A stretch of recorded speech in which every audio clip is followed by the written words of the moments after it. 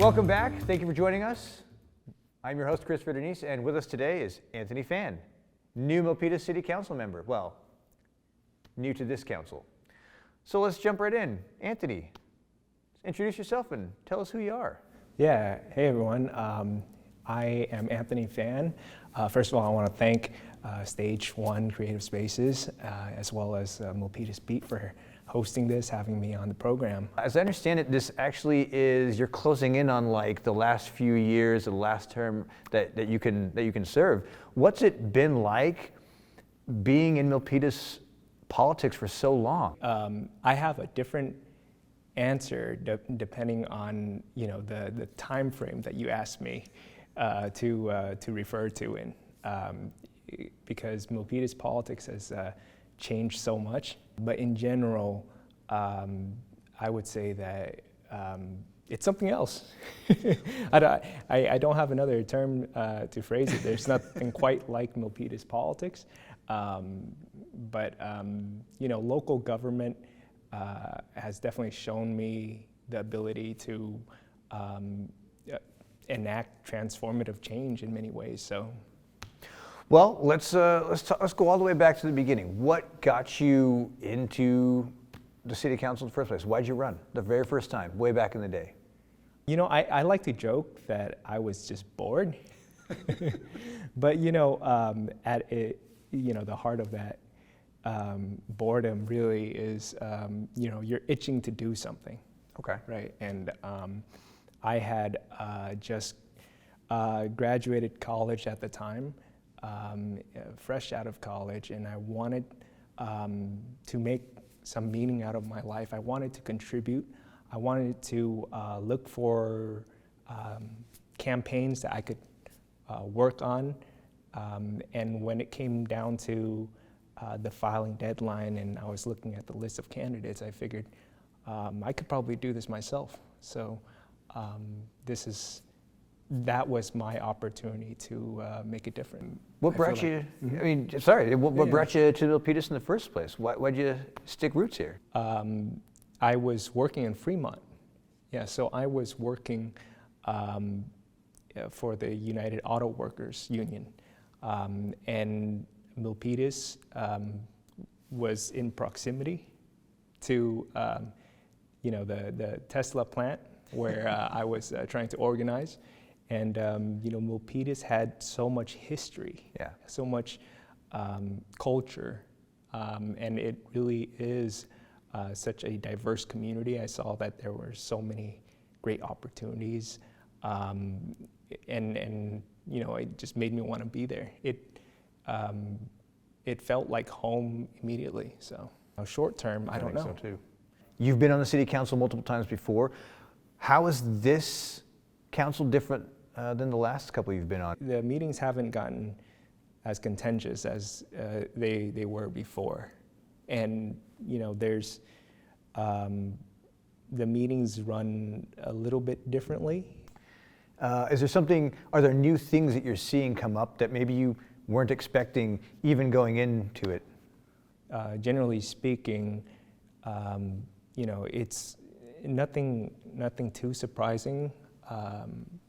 I would say in terms of policy, in terms of overall council goals. Despite this being a quote-unquote new council, everybody on the council has general experience of local government.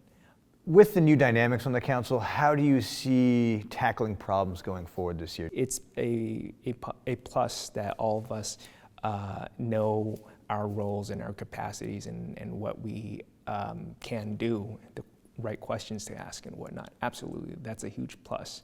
But at the same time, what makes me nervous is our success, is incumbent on the support of our staff, who have been instrumental in shaping the future of the city. Well, let's talk about that for a second. I think that's something that I think we'd all like to know more about, and something that most people don't know that much about is the dynamics between the city council and staff. How does that work, and how is that going? What's the climate right now at City Hall? When I started at City Hall, I inherited a mess of a City Hall, and I didn't ask for it, obviously, but it was very turbulent my first few years because we had staff turnover at the executive levels. Yeah. Department heads changing and whatnot, and I feel like we have worked a very long time to accomplish a sense of a good work environment, a supportive staff culture that represents the best of local government. And I would attribute that to our city manager, who has been in Milpitas for a very long time, who returned to the city after a pause.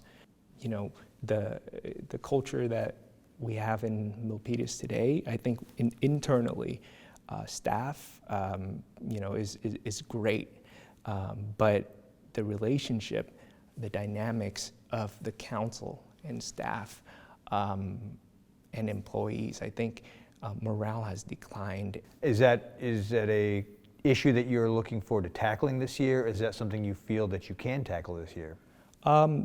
It's always been a priority for us to fully bring staffing to pre-recession levels. Okay. And I think there's a lot of challenges in terms of getting talent.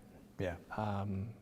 And how exactly do we fill these positions when we can't maintain a grasp on the higher level executive positions? So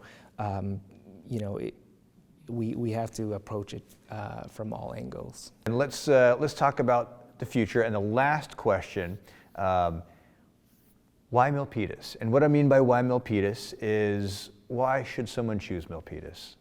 We have always fought to expand access to opportunities, access to housing opportunities, access to job opportunities, access to transit opportunities. So Milpitas is constantly moving the needle forward, and that's what's so exciting about Milpitas.